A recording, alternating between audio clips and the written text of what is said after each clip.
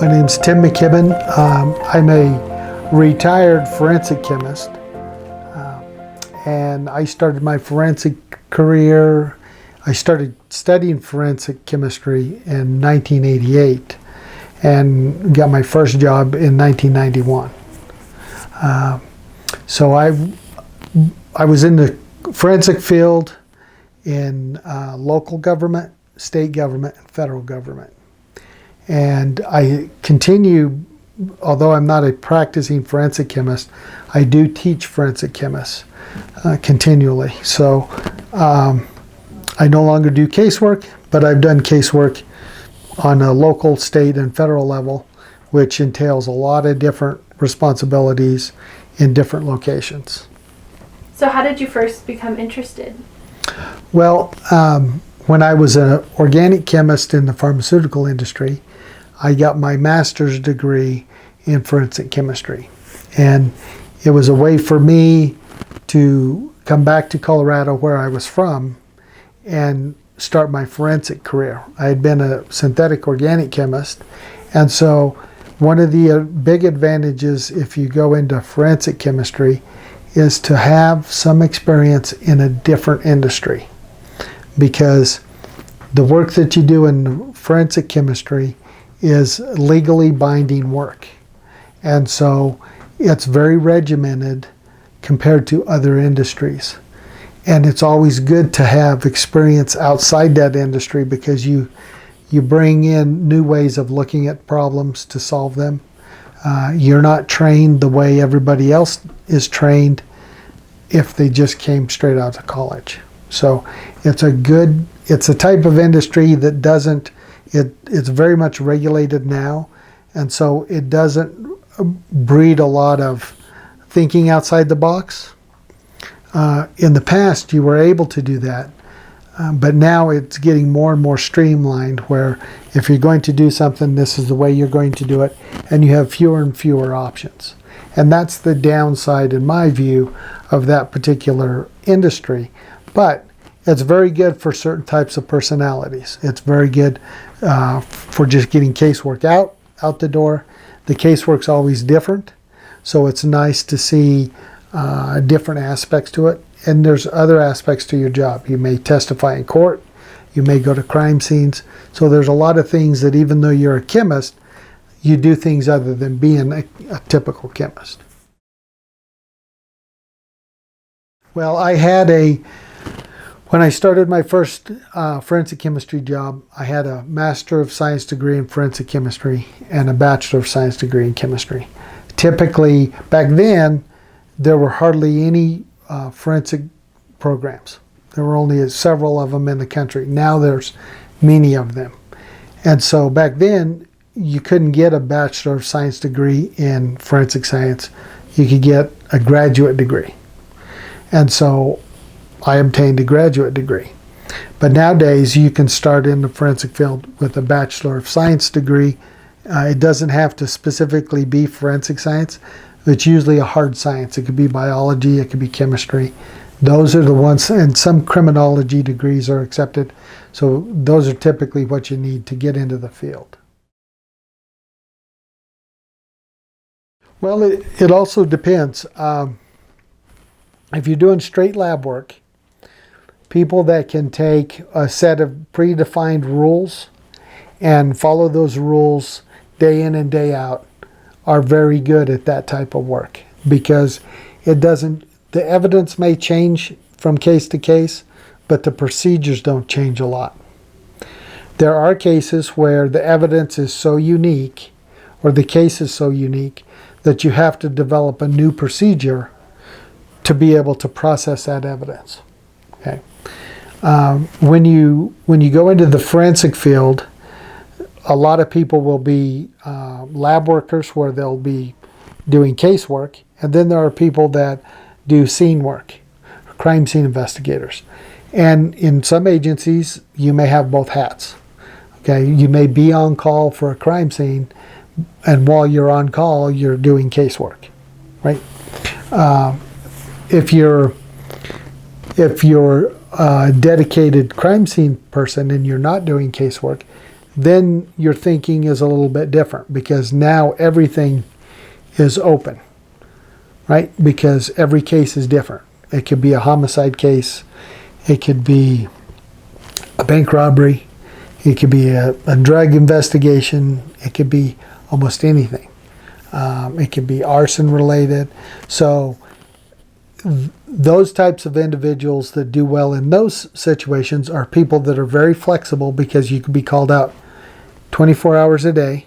It could be holidays, you could be celebrating your kid's birthday and you have to leave. And you may be gone for long periods of time. Some of those people are sworn. I was sworn. I worked for the state for 10 years, so I was considered a peace officer. I carried a weapon, and I was deemed a police officer or a peace officer under the statutes. A lot of crime scene investigators are civilian, meaning they don't carry a weapon. So that's another thing that you have to look at, is the safety aspect of it.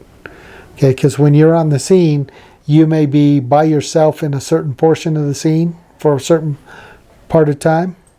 And if you're the type of person that's very insecure or not comfortable in a poor section of town or a bad environment or a dangerous environment, that's probably something that you wouldn't enjoy. Okay, if you enjoy that type of an environment and don't have a problem with it, you'll always be a member of a team, because they don't have you go out by yourself at a crime scene. And you will do a lot of testifying. And so, and those opportunities, depending on which agency you work for, you can be testifying locally, you can be testifying in another state, or you can be testifying overseas. So it just depends.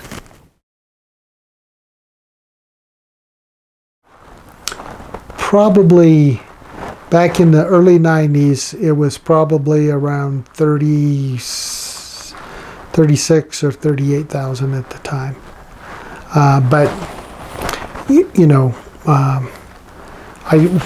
when I left my last government job, I was up close to 100,000. So those individuals that stay in the federal service usually make more than the state or local services, but they all make pretty good money. It depends, like anything, it depends on the agency. Some agencies do a very good job of moving their salaries with the cost of living. Some of them are funded by different sources. If you work in an environment for an agency that is a big city, there's obviously a big tax base there. Whereas if you worked for a small county lab, there may not be a very large tax pool, and the salary could be stagnant, right? It just depends on, it's like any employer, they're all different.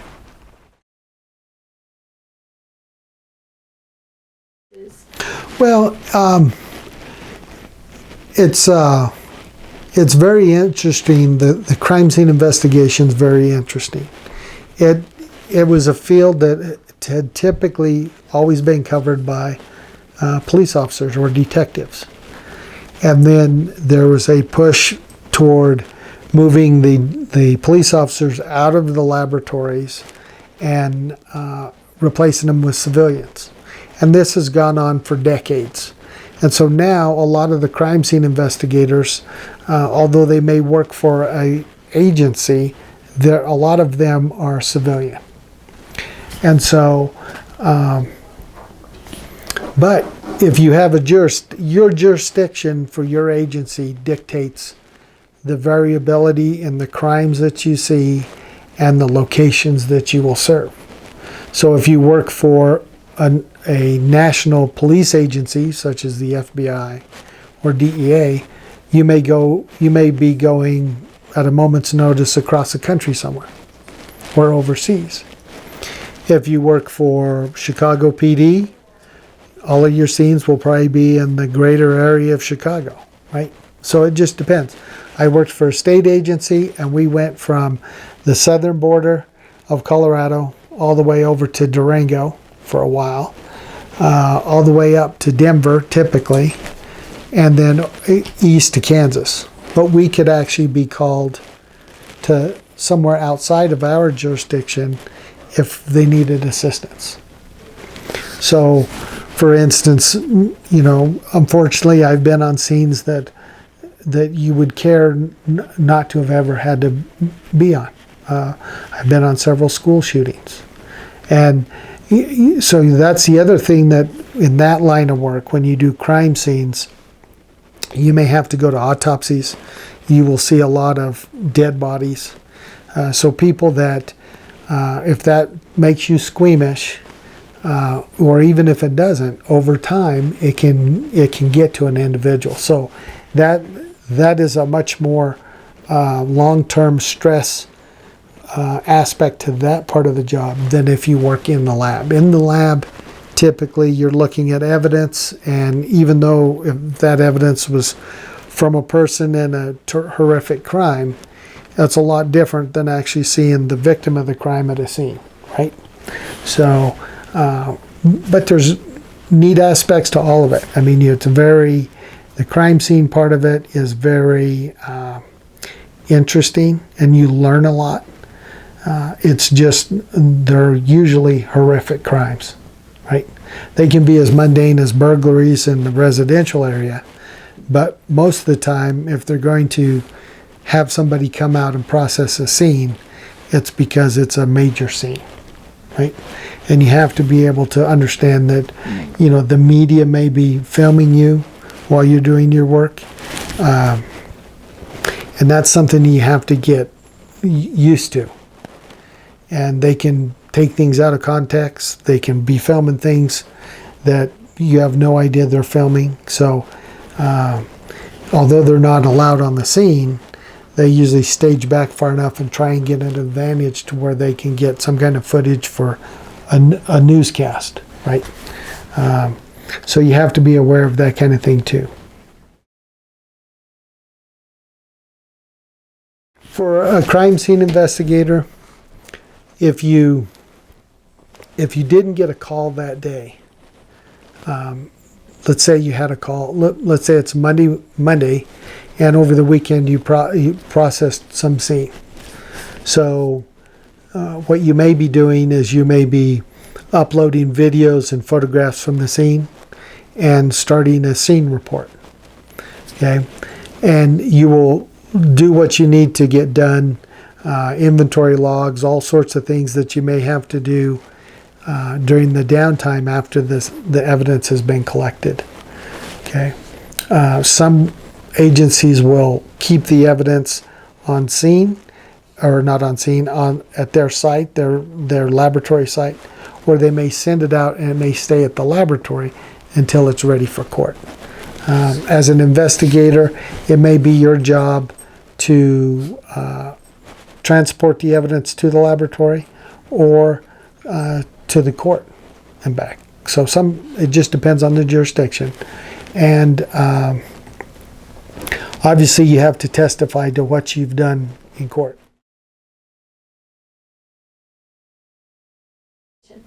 Well, I think, whether you're aware of it or not, I think one of the things that you become is you become much more grateful for your family, because you can see what happens to even innocent people in a split second, whether it's an automobile accident, whether it's an accidental shooting, whether it's a targeted type of an attack, right?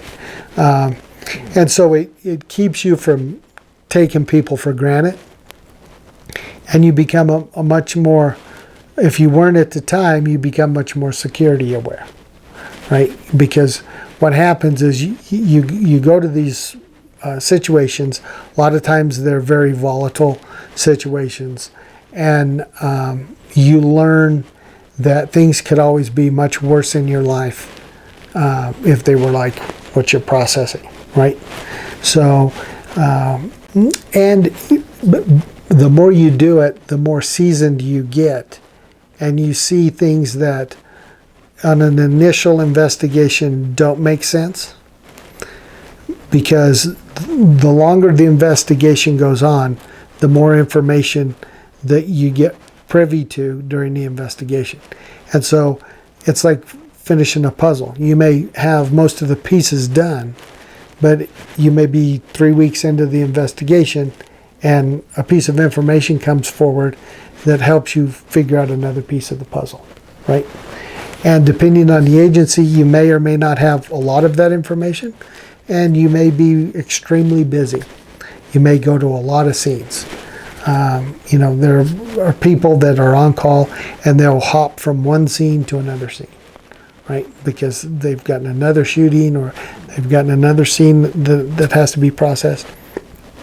And so you may typically work on teams, and those teams could be as few as 2 people to maybe 4 or 6 or whatever. And you may have other teams from the same agency from a different location come meet you at a scene. When we have these school shootings, everybody responds, right? And those types of things are big media events, unfortunately, and they take a long time. They take a lot of personnel from different agencies, whether you have bomb sniffing dogs, drug dogs, whether you have ATF there, if it's firearms involved, if FBI is there. And then you have all the emergency personnel, fire, ambulance people, things like that. If it's an active shooter situation, you may not be able to get in until the suspect has been subdued. So there's a lot of waiting around. But ultimately, whether it's a small scene or a big scene, there's always a chance that your work has to be described in court, because the accused has the legal right to face their accuser. And you, as a person collecting the evidence, becomes one of the accusers, right? Because you work for the state, you work for whatever agency is bringing this case against that individual. And so oftentimes you will have to go to court and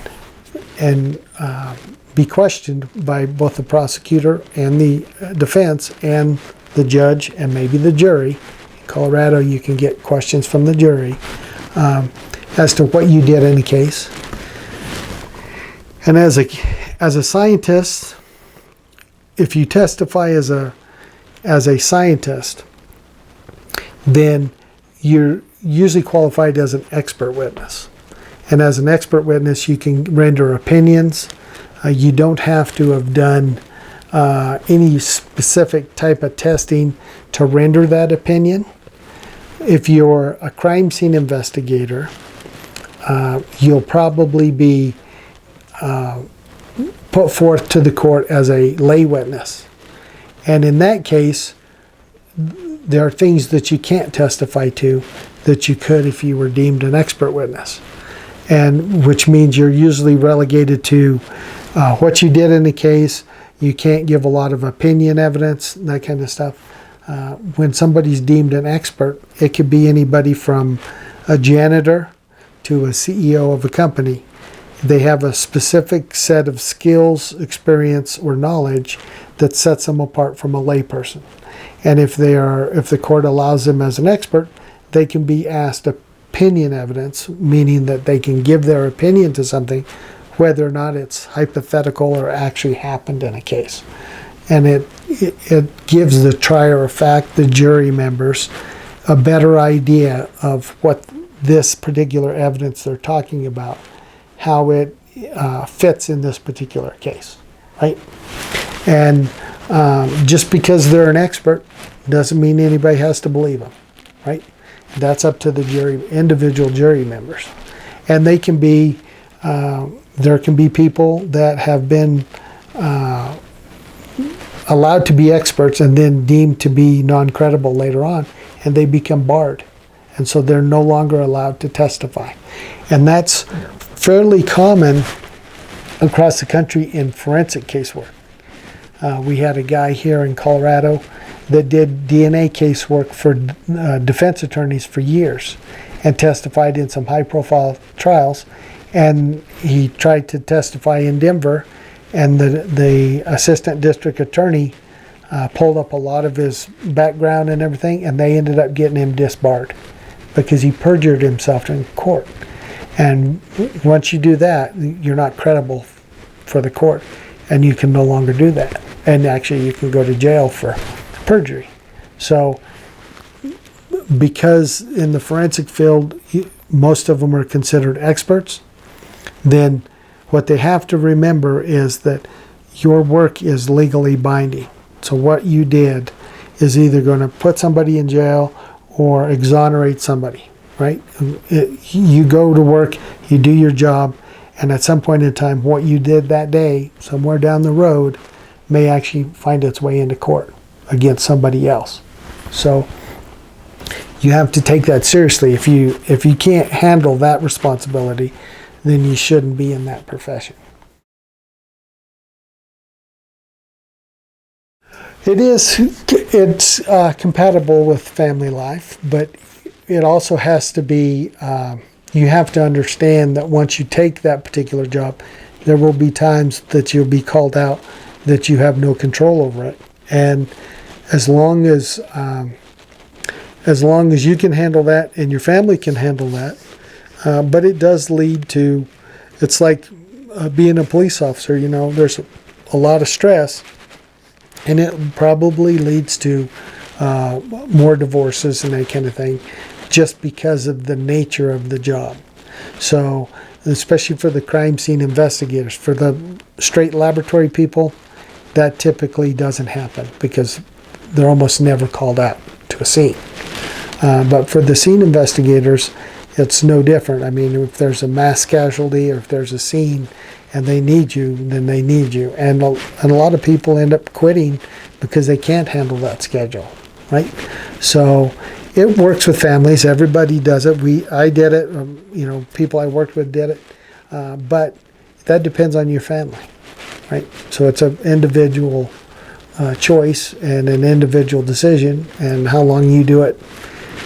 Maybe it's not compatible later on, and then people will transition from being a scene investigator to a different part in the agency. They may be working in the lab, so they don't have to go to a scene. If it's a female and she becomes pregnant, typically what they do is they don't let her go to scenes, right? Just for safety reasons and just for the stress of it all.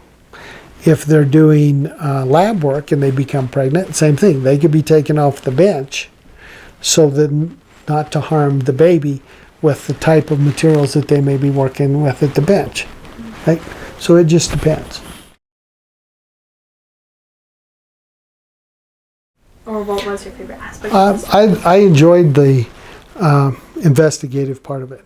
I got to go, I've processed scenes in this state, many different places.